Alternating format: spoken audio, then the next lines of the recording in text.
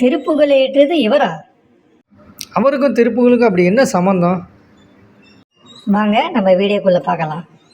திருவண்ணாமலையில் பிறந்து சின்ன வயசுலேயே அப்பா அம்மாவை இழந்து சகோதரியில் அரவணைப்பில் வளர்ந்து தமிழ் இலக்கண இலக்கிய நூல்களில் நல்லா கட்டுறாரு.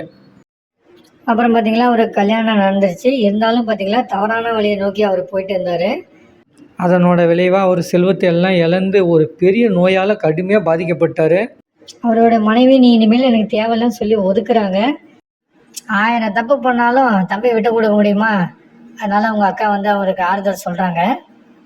நோய் வாட்டி வதைக்கிறதுனால என்ன பண்ணுறதுன்னு தெரியாமல் கால் போன போக்கில் போயிட்டு தற்கொலை பண்ணிக்கலான்னு சொல்லி ஒரு முடிவுக்கு வர்றாரு. கோபத்தோட உச்சியில் நின்று குதிக்கலான்னு குதிக்கிறாரு. முருகான்னு சொல்லும் போது ஒரு கை அவரை தாங்கி பிடிக்குது. இவ்வளோ தப்பு பண்ணி என்னை ஏன் நீ காப்பாத்தன அப்படின்னு கேட்குறாரு. உன் தாய் என்னுடைய தீவிர பக்தை, உனக்காக என்கிட்ட நிறையா டைம் வேண்டியிருக்காங்க. அதையும் மீறி நீ என்னை முருகான்னு அழைச்ச இல்லையா, அதனால தான் உன்னை காப்பாற்றினேன்.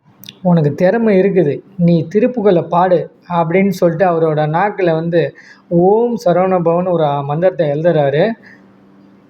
புத்தை தரு பக்தி திருநகை அப்படின்னு ஒரு பாடல் வரையும் எடுத்து கொடுக்குறாரு. அவரோட நோய் எல்லாம் காணாமல் போச்சு.